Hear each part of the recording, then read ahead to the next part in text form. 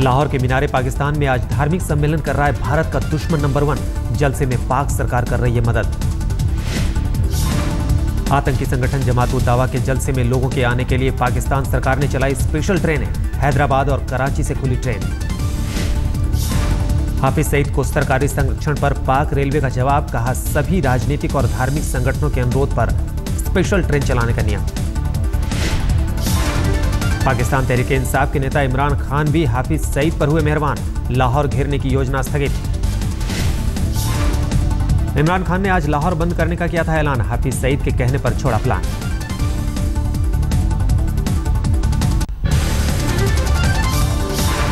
हाफिज के एजेंट को पाक सरकार के समर्थन पर नाराज हुआ भारत। केंद्रीय मंत्री प्रकाश जावड़ेकर ने कहा आतंकी है हाफिज सईद। 26/11 के अपराधियों में हाफिज उसके सरगना है और उस पर क्रेडिबल एक्शन लेने से पाकिस्तान हमेशा बच रहा है। आज जो हुआ है वो तो निश्चित रूप से गंभीर है। मुंबई हमले में वांटेड है हाफिज सईद, लेकिन पाकिस्तान दे चुका है क्लीन चिट। ये इंडियन फाइंडिंग्स हैं। गवर्नमेंट ऑफ पाकिस्तान की जो अथॉरिटीज़ हैं उन्होंने जो इन्वेस्टिगेट किया उसमें उनके खिलाफ कोई एविडेंस नहीं है जिसकी बेस पर वो ये कह सकें कि हाफिज सईद एक टेररिस्ट है। लाहौर के धार्मिक समागम में भारत के खिलाफ आग उगल सकता है सईद। कल तक चलेगा जमात का जलसा। विवादित बोल से केंद्रीय मंत्री साध्वी निरंजन ज्योति की मुश्किलें बढ़ी। दिल्ली और कानपुर के थाने में की गई शिकायत। साध्वी के खिलाफ दिल्ली के तिलक नगर थाने में 30 हजारी कोर्ट के वकील राजीव कुमार भोला ने की शिकायत।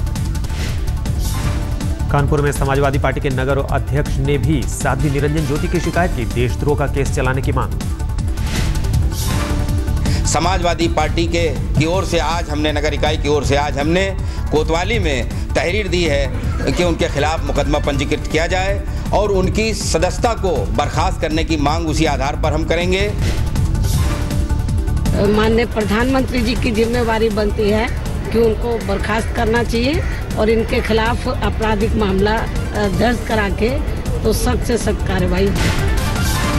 आज टीएमसी संसद में उठा सकती है अमित शाह के इस्तीफे की मांग। शारदा घोटाले का पैसा वर्धमान ब्लास्ट में लगाने के आरोप का मामला।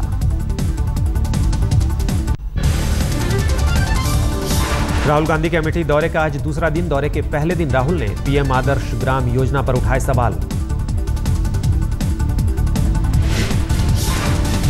मेरा काम सबके विकास का है, सिर्फ एक गांव के विकास का नहीं है। और दूसरा जो स्कीम चालू की है उसके लिए कोई पैसा भी नहीं दिया है। राहुल गांधी ने कहा मेरा काम सिर्फ एक गांव का विकास करना नहीं, मुझे अपने क्षेत्र के सभी गांवों का विकास करना है।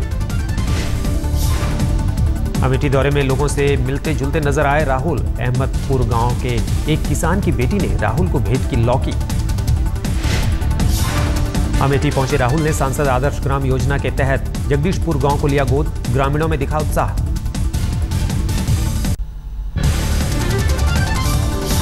आज 2 दिन के रायबरेली दौरे पर जाएंगी कांग्रेस अध्यक्ष सोनिया गांधी। कई गांवों का करेंगी दौरा।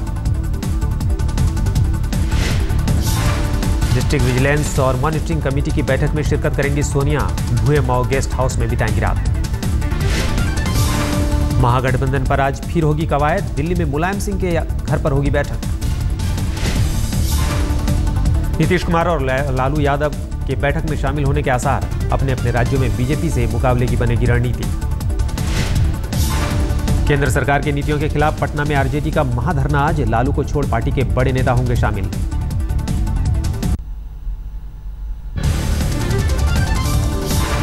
यूपी से उत्तराखंड के अलग होने का फिर छलका मुलायम का दर्द। कहा बंटवारा ना होता तो उत्तराखंड की तस्वीर कुछ और होती। मुलायम ने कहा दिल्ली पर पूरी तरह निर्भर है उत्तराखंड। उन्होंने उत्तराखंड के लिए बनाई थी विशेष निधि। अब यहाँ को के संतुष्ट लोग हैं कि नहीं, आप संतुष्ट हैं कि नहीं? हम तो बंटवारा नहीं चाहते। रांची में केंद्रीय मंत्री रामविलास पासवान ने लालू पर किया हमला। कहा एक्सपायरी प्रोडक्ट हो चुके हैं लालू।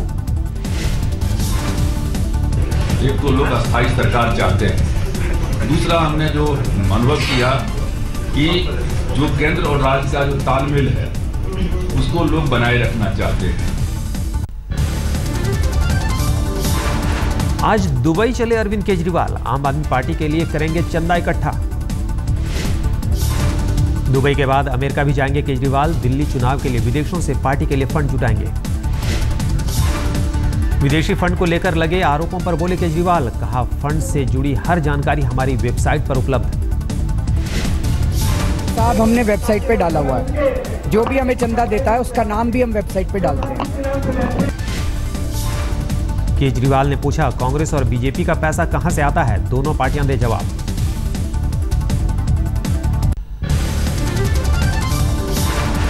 झारखंड में जोर पकड़ा तीसरे दौर का चुनाव प्रचार, बीजेपी सांसद मनोज तिवारी भी कूदे प्रचार में। मैं अभी तक लगभग 14 सभा कर चुका हूं, तो इस आधार पर मैं बोल सकता हूं कि झारखंड में बीजेपी को संपूर्ण बहुमत एनडीए को मिलने जा रहा है। झारखंड में तीसरे दौर में 9 दिसंबर को होगा मतदान, 17 सीटों पर डाले जाएंगे वोट। झारखंड के झरिया में दिलचस्प मुकाबला, पूर्व विधायक सूर्यदेव सिंह के परिवार के 2 लोग आमने सामने। झरिया से सूर्यदेव सिंह के पुत्र संजीव बीजेपी के उम्मीदवार, उनके बेटे के खिलाफ भतीजे नीरज सिंह को कांग्रेस ने उतारा।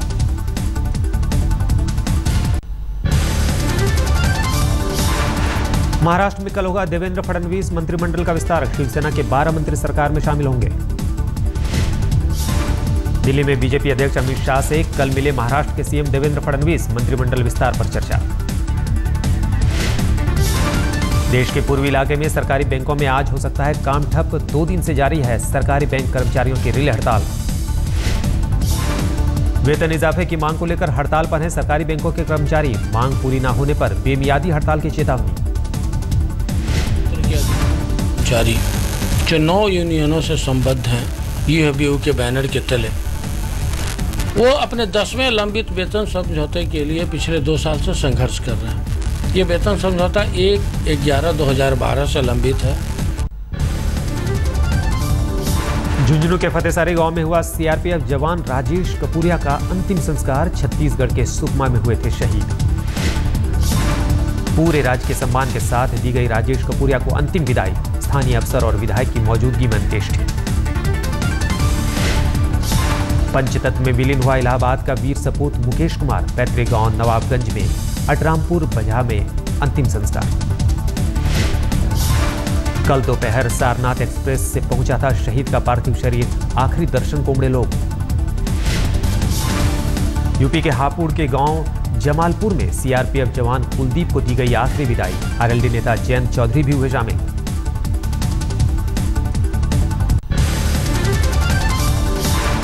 सुकमा में शहीद मोहम्मद शाफी भट्ट को बारामूला के बुरहान पट्टन में किया गया सुपुर्द खाक, राजकीय सम्मान के साथ आखिरी विदाई। सीआरपीएफ के पटना मुख्यालय में जवान राधेश्याम को दिया गया गार्ड ऑफ ऑनर, बिहार सरकार ने किया 10 लाख देने का ऐलान। बिहार सरकार की ओर से हमारे मुख्यमंत्री जी ने उनके परिवार को 10 लाख रुपया अनुदान देने की घोषणा की है। और सुकमा में शहीद बोकारो के जवान गौरी शंकर सिंह के आखिरी दर्शन के लिए उमड़े लोग, एयरफोर्स के विशेष हेलीकॉप्टर से पहुंचा पार्थिव शरीर। सोमवार को सुकमा में नक्सलियों ने किया था सीआरपीएफ जवानों पर हमला, 14 जवान हुए थे शहीद।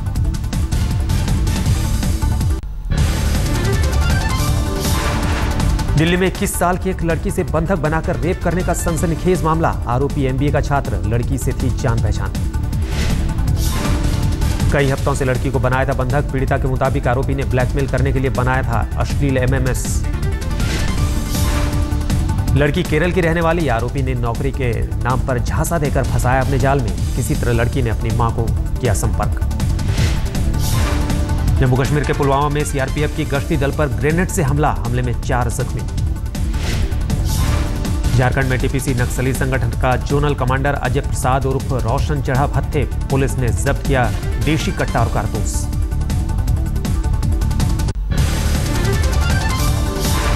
दिल्ली के सीमापुरी में बंधक बनाई 2 नाबालिग लड़कियों को पुलिस ने छुड़ाया, बिहार और बंगाल से लाकर बेची गई थी लड़कियां।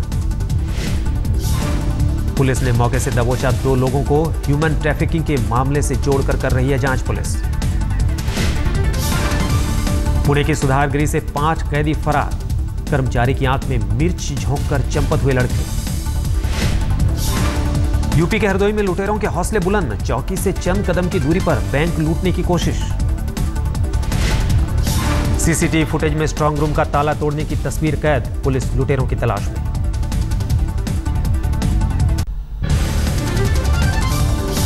यूपी के सहारनपुर में एक ही दिन चोरों ने 3 घरों को बनाया निशाना। ताला तोड़कर कीमती सामान लेकर हुए फरार।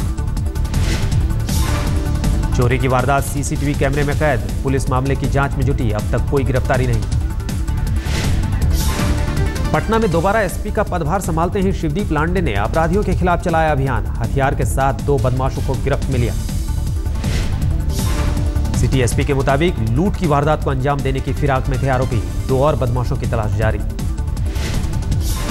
यूपी के फिरोजाबाद में मिड डे मील खाकर 4 बच्चे बीमार। बच्चों के मुताबिक मिड डे मील में दिखा मरा हुआ चूहा।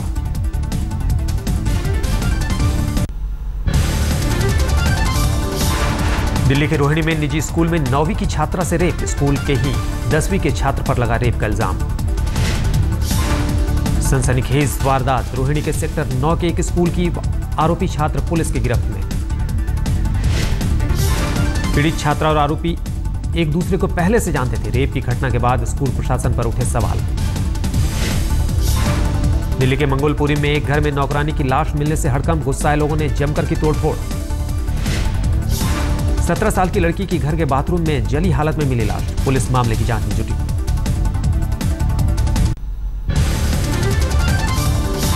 मुंबई में आज होगा वर्ल्ड कप 2015 के लिए टीम इंडिया के संभावितों का चयन। दोपहर 1 बजे सेलेक्टर्स की बैठक।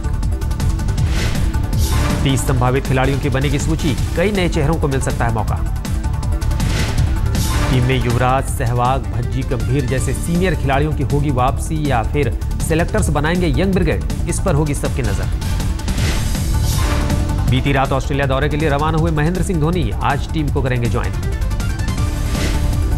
राजकोट में यंग क्रिकेटरों ने दी ऑस्ट्रेलियाई बैट्समैन फिल ह्यूज को श्रद्धांजलि। पिछले हफ्ते पिच पर बाउंसर स्थिर में लगने से हुई थी ह्यूज की मौत।